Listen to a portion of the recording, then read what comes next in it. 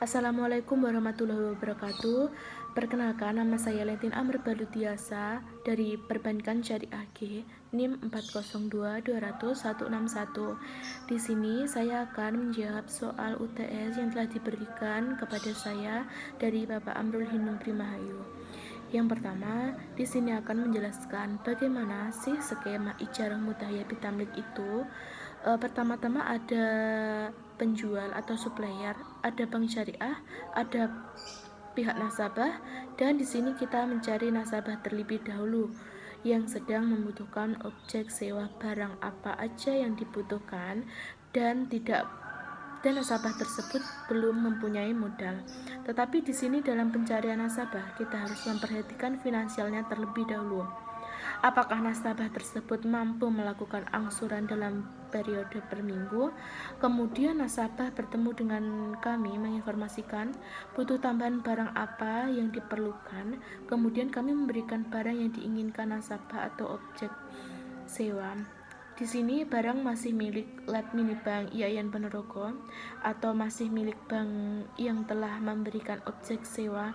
Barang ini dengan harga barang tidak lebih dari 500.000. Dikarenakan anggota kami terdiri dari 5 anggota, kemudian setelah memberikan barang, nanti barang diserahkan kepada nasabah dengan akad sewa. Kemudian setelah selesai periode akadnya, barang diserahkan ke pihak nasabah dengan akan membeli, kemudian diakhiri barangnya menjadi milik nasabah setelah pelepasan akad. Selanjutnya, saya akan menjelaskan soal tentang bagaimana analisis 5C plus 1S. Yang pertama, karakter. Pemberian pembiayaan kepada nasabah atas dasar adanya kepercayaan yang mendasari suatu keyakinan. Kelompok kami melakukan pemeriksaan pengetahuan riwayat hidup calon nasabah terlebih dahulu dengan cara memeriksa hubungan sosial antara nasabah dengan tetangga lingkungannya tempat tinggal. Mencari informasi tentang calon nasabah, memiliki hobi membuang-buang uang atau tidak, serta mencari informasi calon nasabah suka berjudi atau tidak. Menurut kelompok kami, setelah melakukan pemeriksaan, penilaian karakter atau watak calon nasabah, orang yang dikenal dengan kepribadian jujur, baik, bertanggung jawab, serta tidak pernah memiliki masalah pinjaman dengan pihak lain. Setelah analisis karakter sudah dilakukan, hal yang perlu dilakukan oleh kelompok kami selanjutnya yaitu analisis capacity. Analisis capacity. Prinsip capacity ini yaitu untuk melihat nasabah dari kemampuan nasabah dalam mengelola keuangan pribadinya dari usaha yang dimilikinya. Melihat dari usahanya, melihat riwayat pendidikan nasabah, menilai kemampuan dan keterampilan calon nasabah dalam menjalankan usahanya, serta mengukur kemampuan nasabah dalam mengelola usahanya seperti strategi dalam pengembangan usaha yang dimilikinya.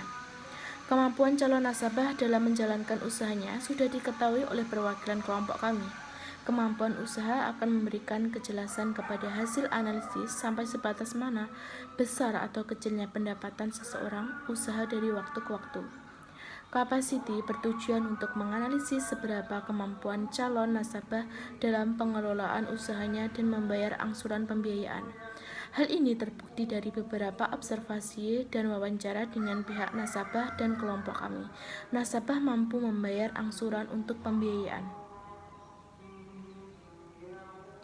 Yang ketiga, analisis kapital. Prinsip kapital adalah permodalan nasabah tidak hanya memiliki besar kecil modal tersebut, tetapi juga distribusi modal itu ditempatkan oleh nasabah. Kapital adalah penilaian untuk mengetahui sumber pembiayaan yang dimiliki nasabah terhadap usaha yang akan diberikan modal. Besarnya modal yang diperlukan nasabah berdasarkan usaha yang dijalankan. Usaha nasabah saat ini yaitu berjualan seblak nyeblak yuk memerlukan modal tambahan guna untuk membantu dan melengkapi perlengkapan yang masih minim. Nasabah memerlukan modal tambahan berupa sealer atau alat pres minuman. Di sini kelompok kami memberikan nasabah tersebut barang sealer yang nantinya digunakan untuk mengepres cup minuman. Serta untuk besar modal yang nasabah lakukan dalam pembiayaan ini sebesar 500.000. Yang selanjutnya, analisis kolateral. Kolateral merupakan jaminan yang diberikan nasabah kepada bank, baik itu yang bersifat fisik maupun non-fisik. Pihak bank harus memberikan kemampuan dan kesanggupan nasabah untuk melunasi kewajiban sesuai dengan perjanjian. Pada akad ijarah IMBT yang kami lakukan, tidak ada jaminan dari pihak nasabah.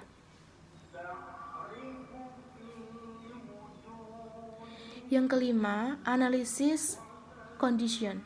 Keadaan usaha nasabah. Usaha nasabah baru saja dirintis pada tahun 2021, yang sampai sekarang masih banyak diminati oleh pembeli langganannya, baik dalam pembelian seblak maupun minuman yang banyak variasinya seperti Nutrisari, Pop Ice, Bang Bang, Good Day, dan Thai Tea. Minuman tersebut bisa request dijadikan hot ataupun dibuat ice sesuai dengan permintaan konsumen, sehingga dapat menambah daya tarik beli. Berdasarkan uraian di atas, penelitian menyimpulkan bahwa tujuan penilaian the condition yang dilakukan oleh kelompok kami adalah bertujuan untuk menilai layak atau tidak calon nasabah diberikan pembiayaan.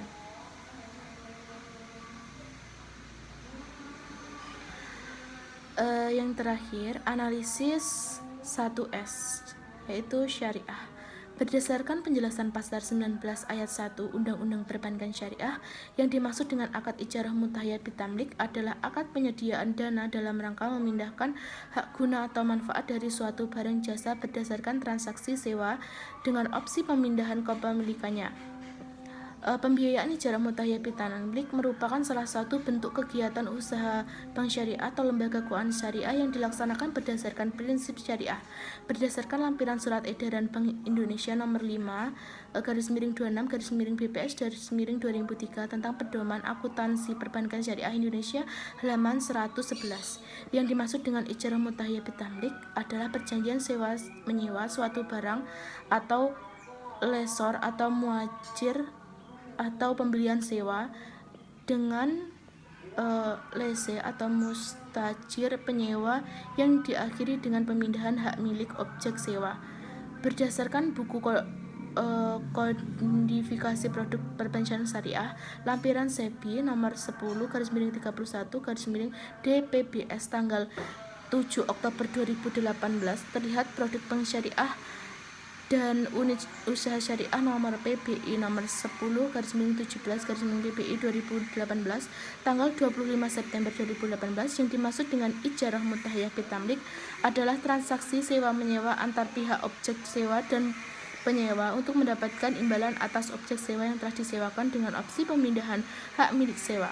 Dalam ketentuan butir 3 sampai dengan surat edaran Bank Indonesia nomor 10/14/DPBBS tanggal 17 Maret 2018 perihal pelaksanaan prinsip syariah dalam kegiatan penghimpunan dana dan penyaluran dana serta pelayanan jasa bank syariah, ditegaskan bahwa pelaksanaan pengalihan kepemilikan dan atau hak penguasa objek sewa dapat dilakukan setelah masa sewa yang disepakati oleh bank dan penyewa selesai. Di sini saya menarik kesimpulan bahwa nasabah patut di-ACC karena sudah memenuhi kriteria 5C plus 1S. Sekian penjelasan dari saya. Apabila ada kurang lebihnya mohon maaf. Wassalamualaikum warahmatullahi wabarakatuh.